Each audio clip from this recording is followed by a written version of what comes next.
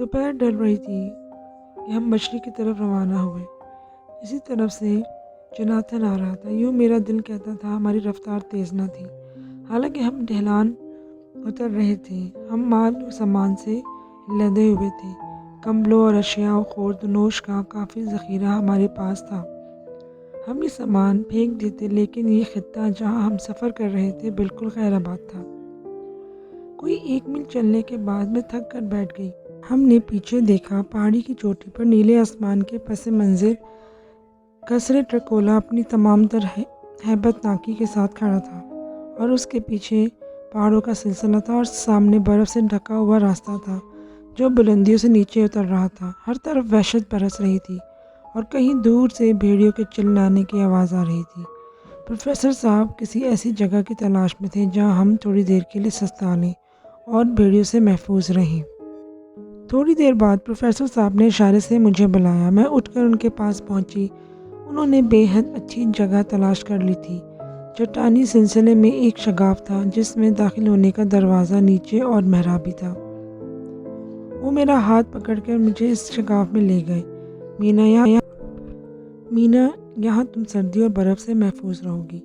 انہوں نے کہا اگر بھیڑیے آ گئے تو ہم پر چاروں طرف سے حملہ نہ کر سکیں گے، اور میں شگاف کے دہانے پر کھڑا ہو کر آسانی سے ان کا مقابلہ کر سکوں گا۔ وہ باہر جا کر کمبل اور دوسری چیزیں اٹھا لائی، میرے لیے بستر تیار کیا اور کھانا نکال کر مجھے مجبور کیا کہ میں تھوڑا سا کھا لوں، لیکن میں نہ کھا سکی۔ خدا جانے کیوں کھانا دیکھتے ہی میرا جی متلانے لگا۔ کوشش کے باوجود میں ایک لقمہ بھی نہ کھا سکی، لیکن منہ سے کچھ نہ کہا اور نہ ہی مجھے پھر مجبور کیا۔ اپنی دوربین لے کر وہ قریب کی چٹان پر چڑھ گئے اور اسے آنکھوں سے لگا کے افق کا جائزہ لینے لگے۔ مینا، مینا دیکھو! میں دوڑ کر ان کے پاس پہنچی۔ انہوں نے دوربین مجھے دے کر ایک طرف اشارہ کیا۔ اب برف باری کچھ زیادہ ہی ہو رہی تھی اور ہوا میں بھی تیزی آ گئی تھی۔ کبھی کبھی ہوا برف کو اڑا لے جاتی یا پھر تھوڑی دیر کے لیے برف گرنا بند ہو جاتی تو میں دور دور تک دوربین کی مدد سے دیکھ سکتی تھی۔ ہمارے قدموں میں برف سے ڈھکا ہوا میدان حد نظر تک پھیلا ہوا تھا، اور دور، بہت دور، ایک سیاہ لکیر اس میدان میں سے گزر رہی تھی جو غالباً دریا تھا، اور ہمارے سامنے اور اتنے قریب کہ مجھے حیرت ہوئی کہ ہماری نظر ان پر کیوں نہ پڑی۔ گھڑ سواری کا ایک گروہ بھاگم بھاگ چلا آ رہا تھا۔ ان لوگوں کے حلقے میں ایک چھکڑا تھا جو کچی سڑک پر بری طرح اچھل اور ڈول رہا تھا۔ ان لوگوں کو پہچاننے میں مجھے دیر نہ لگی۔ ان کا لباس اور وضع قطع بتا رہی تھی کہ وہ خانہ بدوش ہیں۔ چھکڑے میں ایک بڑا سا چوکور تابوت رکھا ہوا تھا جسے دیکھتے ہی میرا دل زور زور سے دھڑکنے لگا۔ انجام قریب تھا، شام ہو چلی تھی اور میں جانتی تھی کہ سورج غروب ہوتے ہی وہ جس تابوت میں سویا ہوا ہے تابوت سے نکل کر اور روپ بدل کر فرار ہو سکے گا۔ اس خیال نے مجھے خوفزدہ کر دیا۔ میں پروفیسر صاحب کی طرف پلٹی، لیکن وہ وہاں نہ تھے۔ میں نے گھبرا کر چاروں طرف دیکھا۔ پروفیسر صاحب چٹان کے قدموں میں لکڑی کی نوک سے دائرہ کھینچنے میں مصروف تھے، جیسا کہ گزشتہ رات کھینچا تھا۔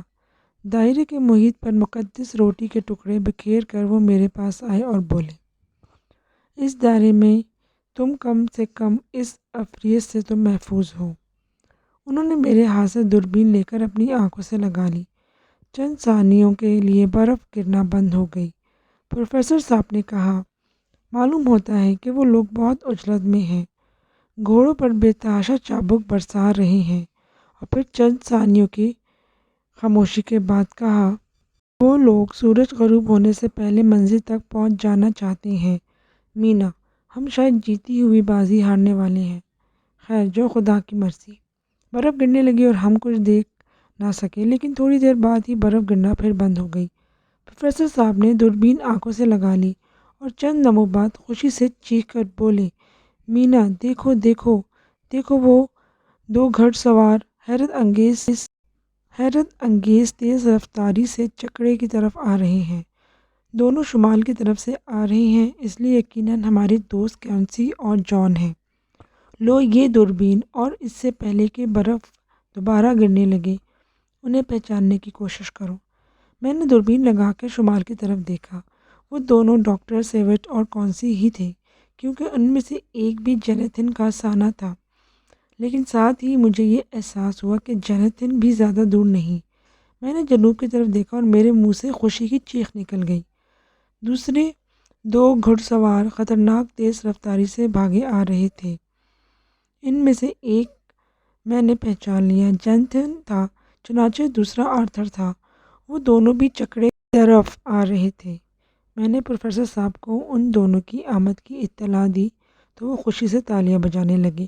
انہوں نے مجھ سے دوربین لے لی اور ان کی طرف دیکھنے لگے، یہاں تک کہ برف کا ایک ریلا گرا اور ہماری نظروں کے سامنے سفید چادر سی تن گئی۔ پروفیسر صاحب چٹان کی شگاف میں گھس کر وینسٹر بندوق لے آئے اور ایک پتھر کے سہارے کھڑی کر کے بولے، وہ لوگ بڑی تیزی سے آ رہے ہیں، چنانچہ ہم جلد ہی ان خانہ بدوشوں کے نرخے میں ہوں گے، اسی خیال سے میں بندوق نکال لایا ہوں۔ میں نے بھی اپنا پستول نکال کر ہاتھ میں لے لیا۔ بھیڑیوں کے چلانے کی آوازیں قریب سے قریب تر ہوتی جا رہی تھیں، چنانچہ چند ثانیوں کے لیے برف گرنی بند ہو گئی۔ تو ہم نے پھر آنے والوں کی طرف دیکھا۔ عجیب بات تھی کہ برف ہمارے چاروں طرف گر رہی تھی، لیکن افق کے مغرب میں سورج چمک رہا تھا۔ وہ بلند پہاڑیوں کے پیچھے چھپنے کے لیے تیزی سے ڈھل رہا تھا۔ میں نے چاروں سمتوں کا جائزہ لیا اور ہر چار طرف سے بڑے بڑے بھیانک سائے ہماری طرف بڑھتے نظر آئے۔ یہ بھیڑیے تھے۔